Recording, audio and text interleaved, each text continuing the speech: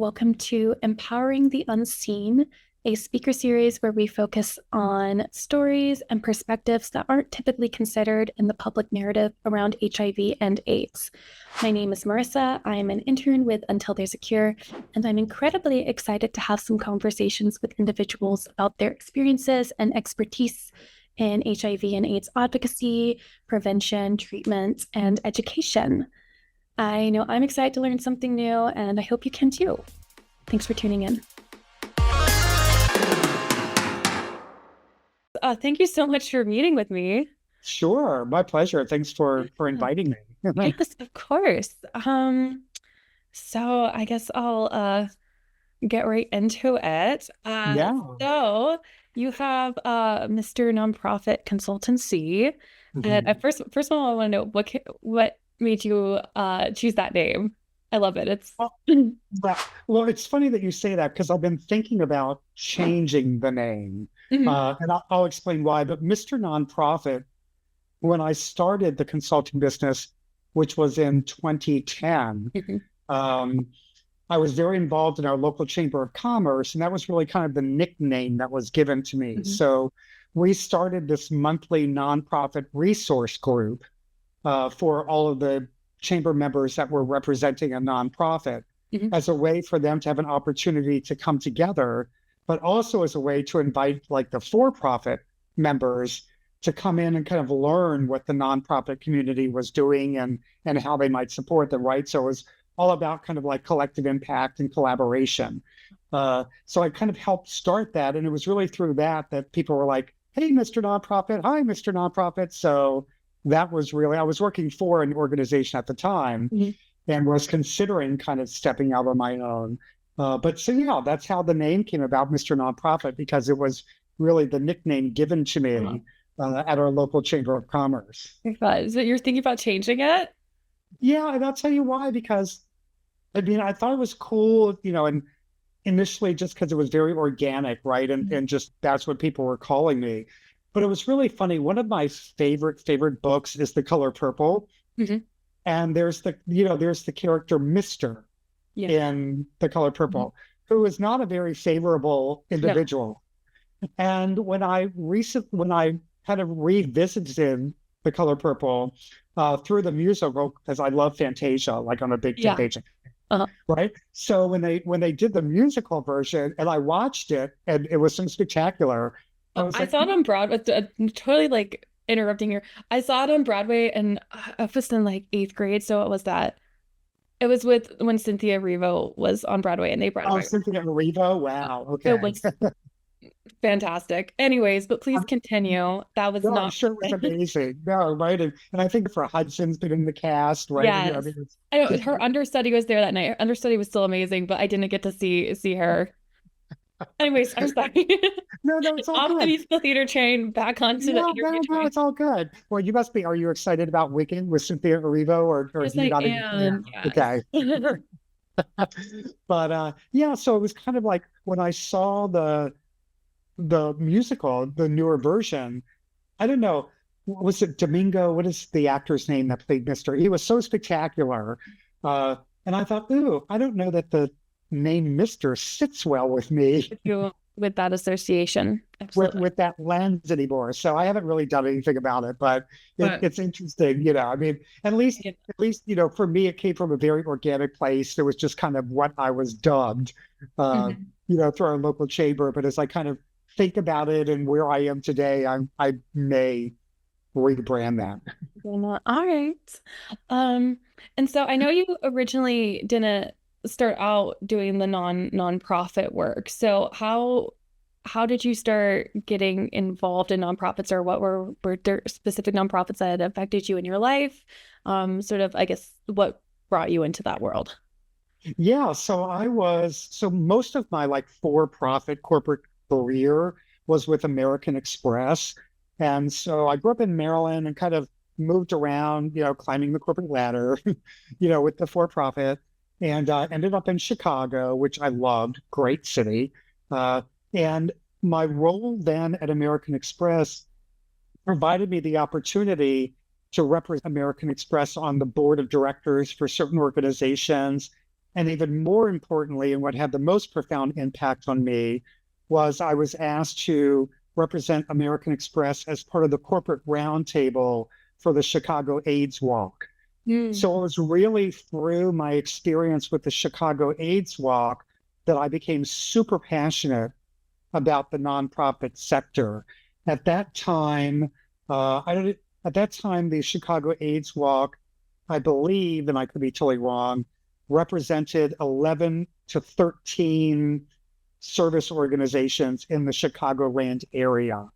Uh, so I got to know all about those organizations that were benefiting from the walk. I got to understand kind of how those mass market events are produced, and the value that they bring to those organizations where, some of them were so grassroots. And I would I would say that maybe for some, the funds that they raised through the AIDS Walk might have been as much as 60 to 70% of their annual budget. Um, Again, grassroots organizations doing a lot of great work with very little resources. And not that that's super unusual, but then, I mean, it was what I was coming to realize. So it was really through that I got really passionate about nonprofits.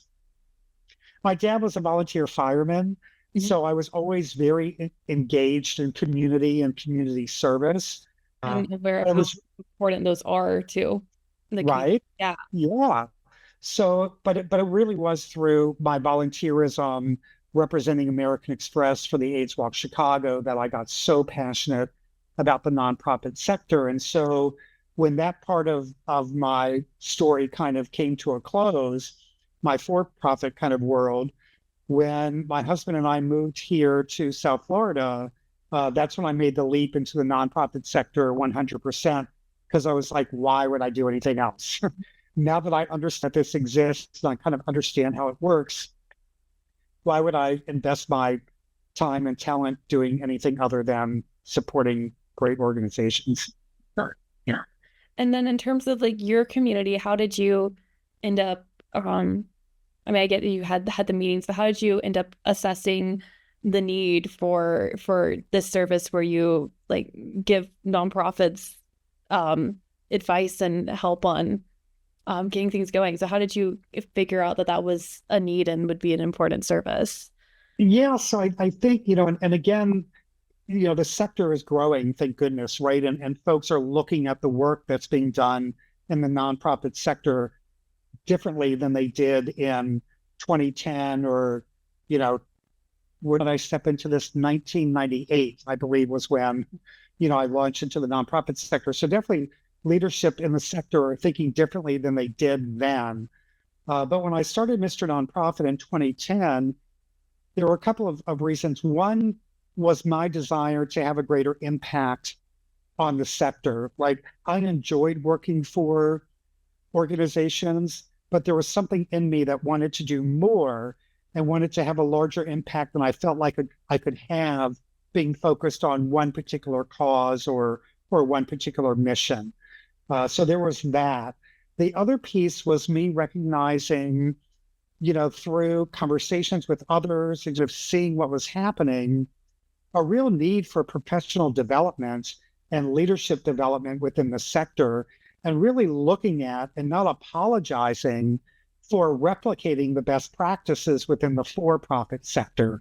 Mhm. So really, right, if really successful for-profit brands are really successful because they have, great marketing and they have leadership that are trained and skilled in, you know, delivering on the mission or the goals of the for-profit. So nonprofit work is no different. Uh, and I'm not the first to say it, but I totally believe it, is that 501c3 is a tax status, not a business model. Mhm. So so that was really part of it. One was me wanting to have a greater impact in the work that I was doing compared to the impact I felt like I was having when I worked for one particular organization. And the other thing was thinking about my experience at American Express and, those 13 years of for-profit experience, and really realizing how all of those skill sets and many of those strategies are very relevant within the nonprofit sector. So those were kind of the two things that really kind of motivated me to want to step out on my own back then and launch the consulting business. Yeah, that makes perfect sense. And I mean, nonprofits are hard to run. I'm a PR major with like a focus in nonprofit organizations and want to do nonprofit work. And I'm taking all of my like fundraising principles and nonprofit classes. I'm like, oh yeah, this is complicated. Um, so I think it's wonderful that you have a business helping people navigate that. And I love that you had experience in both fields so you can see how that's transferable. Mhm. I guess like what would be some advice that you would give to someone starting out or trying to start a nonprofit? So I think that the advice I would give someone wanting to start a nonprofit is to really do your research and decide whether or not your nonprofit is needed. And and I say that, with a lot of respect for folks that want to start a nonprofit, right? And in most cases, it's because it's happened to them or someone they love, and so they want to start a nonprofit kind of in honor of uh, an individual or a circumstance. They may be wanting to start a nonprofit because of some journey, again, that they've been on or a loved one has been on, and they've leaned into the nonprofit sector for support and they've recognized a gap in services. And so they want to start a nonprofit to kind of fill the void in the services that are currently being provided. So I would just say, really do your research and determine whether or not it's necessary for you to create that sort of competition, if you will, in the market, uh, or if by starting a nonprofit, if you're going to dilute the mission or great work that another organization is already doing. So if you find in doing your research that any of those are true, then maybe your best approach in terms of your time, talent, and treasure is a collaboration with an existing nonprofit. So again, I love folks that want to start nonprofits because they're passionate about something, they've recognized some community need, want to solve something. But before they file that paperwork, really do the homework and see if there's another organization that might be really great at 90% of what it is you're hoping to accomplish, heck, even 75% of what you're trying to accomplish. And if you can come in and fill the void with that other percentage, with your, again, time, talent, treasure, then I think that's a huge win. Yeah, that makes a lot of sense. I mean, finding like the gaps where there is need, but then also assessing like, is it so much of a gap that I need to start my own thing, or is this a gap that I can come help a place that's already there? And I think, yeah, making sure that the intention is ultimately to be serving the community. But yeah, I understand that most people get just work because um, we have someone close to us or we've been through something and we want to help. And then do we need to start that or do we need to help what's already there? So I think it's very well put. Uh, Thanks. I yeah. mean, in terms of like an individual, like wanting to start a career in nonprofit, I think the most important thing to remember is it's all about relationships. And again, that's no different than the for-profit sector in many ways. I mean, so if you're looking to start a career in the nonprofit sector, just remember it's all about relationships. It's all about the communities that you're serving. And don't be afraid to ask for professional development. Don't be afraid to invest in professional development. Don't be afraid to ask to be reimbursed for investments in professional development. There's just so much out there to help folks that are serving the nonprofit sector be the best they can possibly be in the roles that they're in. Just don't be shy about asking for whatever support or additional education or training that you might need as you enter the sector or as you grow your career. Yeah. And I think, especially this field of and so much is based off of donations or volunteers and people want to help. So it's not asking is always good. There are people who want to do that, and you just have to reach out and say, "Hey, this is what I'm looking for and what I need," and that's kind of like the beauty of it. Absolutely. Yeah, well, and some of the challenge in that kind of thought is that a lot of times board of directors or senior leadership uh, don't necessarily allocate funds in their budgets to provide ongoing education or professional development for their teams. I mean, we typically tend to be kind of risk adverse in the nonprofit sector, right? Because we want to be really great stewards of our donors and of the funds that they're giving to the organization to support the mission.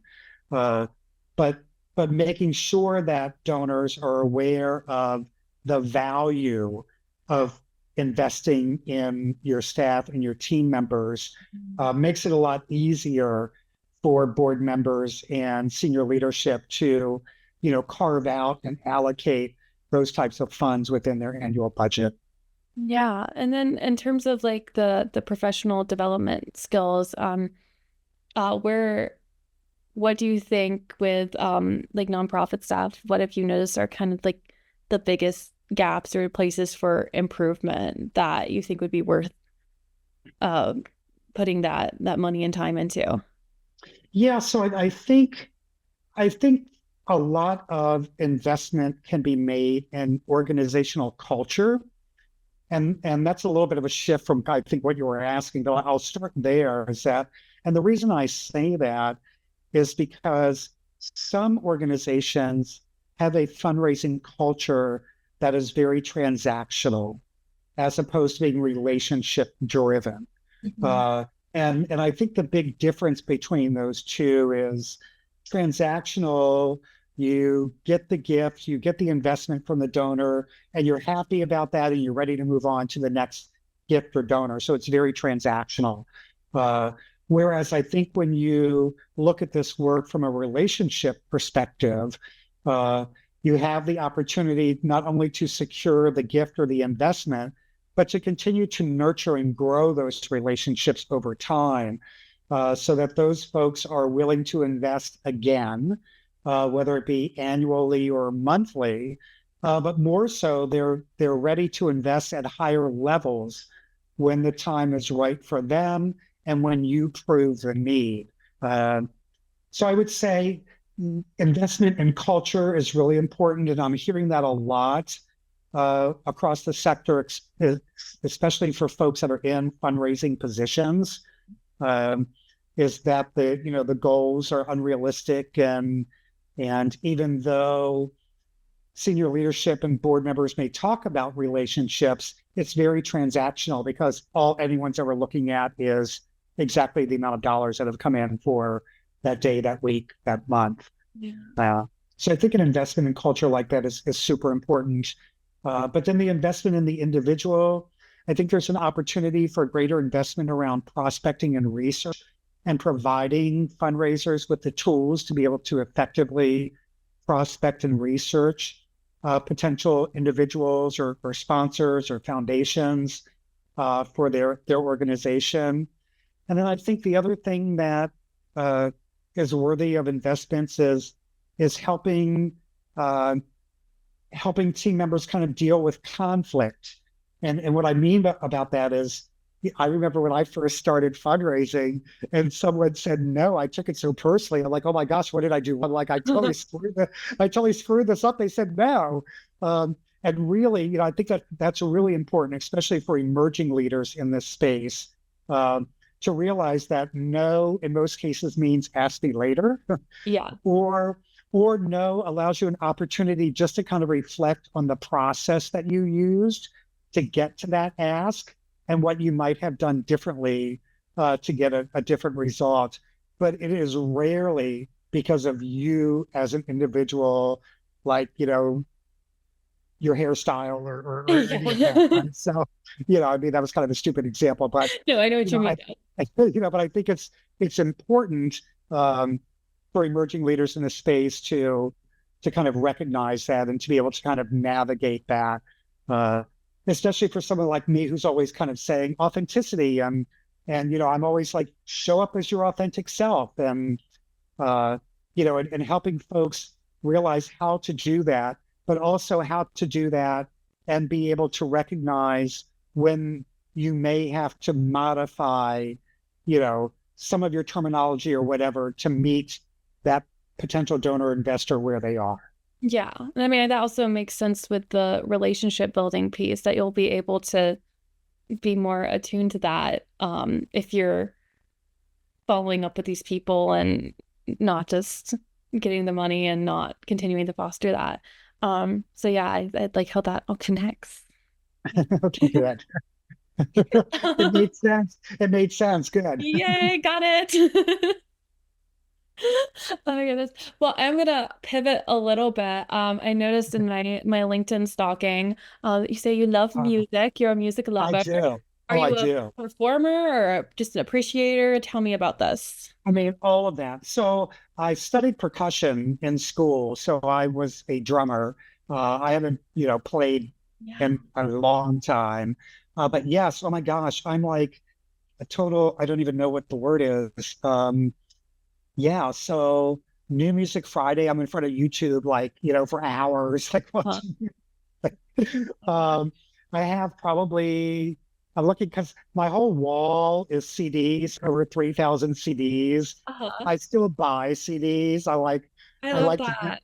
I like to get the CD and open up, and read who's like, I love reading who produced it, who's singing backup, like who's playing bass, Uh-huh. like who produced it, who did the vocal arrangements. I love all of that. Uh, so yeah, so I still, What I are some still of your favorite CDs? Oh my gosh, that is going to be really, really, really challenging. So listen mostly to R&B and Uh-huh. soul music, mostly female vocalists. Mhm. Um, but yeah, but I listen to a lot of rap too. I mean, I listen to everything. Yeah. But some of my favorite artists, so there's an old school R&B artist who's no longer with us named Phyllis Hyman, who is Mhm. incredible. Like her Cause I'm a big like neo soul kind of fan, and so I'm gonna take notes of some old stuff. I'm Oh, so you like Jill Scott and yes, I no also or like a lot of also like kind of indie soul crossover stuff. I really like Leanne LaHavas, Yeba, stuff like that. I also oh I love Yeba. Yeba's Yes. fantastic, Oh, incredible voice. fantastic. And then I listen to like a lot of not as many female artists, so I'd love to take some notes. But I do like a lot of old soul stuff as well. So yeah. Anyways, continue. I'm listening. Yeah, no, no, no. I mean, so, but yeah, Phyllis Hyman is probably my, one of my favorites of all time. Um, yeah, I mean, I'm struggling now with but there's also a lot of um British soul singers that I love. So, like Jessie Ware. I mean, now I think she's more soul than she ever was, but Jessie Ware is a British singer that I really like. Trying to think of the stuff I received recently. I don't know. All of a sudden, I'm having trouble remembering everything. That's a really ask a questions. Like I don't know anything now. So, oh my gosh, yes. Lady Blackbird. Okay. I like So heard these. she, I've heard of a couple of these names. I don't think I've like heard. yeah. So definitely Lady Blackbird. Them. Um, oh, this is my Charlie XCX. I love Charlie I love XCX. Charlie XCX. Did you have a brat summer? I did, and we're going to go see her next weekend because You are? I'm so I'm a huge, jealous. I'm a huge Troye Sivan fan Uh-huh. also. Oh my gosh. Yeah, trust. Let's see, Ariana. Let's see, Sia. Oh, Mhm. Samara Joy. She's a Yeah. jazz. Yeah. Yeah. Let's see, Kim Petras. Mhm. Oh, Paloma Faith. She's also I a like recognize British the name, but I haven't. a British singer I'm literally who's writing this down right amazing. now. I'm sure you know Ray, right? Yeah. Yeah. Raye. Oh, right. Oh, right. Phenomenal. Phenomenal. Phenomenal. Okay, I guess that's pretty well Dua Lipa. That's not really Iggy Azalea, but I probably shouldn't say that out loud. Um, They, yeah, I guess that's most of them. Yeah. I say I'm a big I went to I haven't. I literally just started back voice lessons this past week, but I went to an opera singing program for high school at like a boarding school. So that was my life for like 4 years of being a Wow. musician. And now I mean I listen to just about everything, but I was like, I'm gonna ask him and geek out with him a little bit. And then my cousin, she um is like a very well trained jazz percussionist. I don't know anything about it, but I have a very Wow. musical family and lots of musical talent. So very excited to see Well, that, pick his well, brain. definitely check out Phyllis Hyman. I mean, she's got an incredible alto. I mean, her voice to me is just one of the richest and Yeah. fullest voices of all time. It's just I'll remarkable. go add her on my Spotify and give it a listen, and I'll let you know what I think. Okay, please do. Oh my goodness. Well, I am getting close to the end of my allotted Zoom time. Okay. Um, but I really appreciate you taking the time to talk with me and all of your insights. And yeah, and thank you for geeking out with me at the end. Oh, Uh, yes, anytime. uh, but yeah, I'll give you a follow-up when some things get posted. And Okay. yeah, I really appreciate you taking the time to speak with me. No, of course. Well, thank you for supporting Nora and all, all the great work there and good stuff. Well, and stay safe with the hurricane as well. I I will. Thank you. Okay. All right, you take care, Take Tony. care. It was Bye. great meeting you. Nice to meet you Bye-bye. too.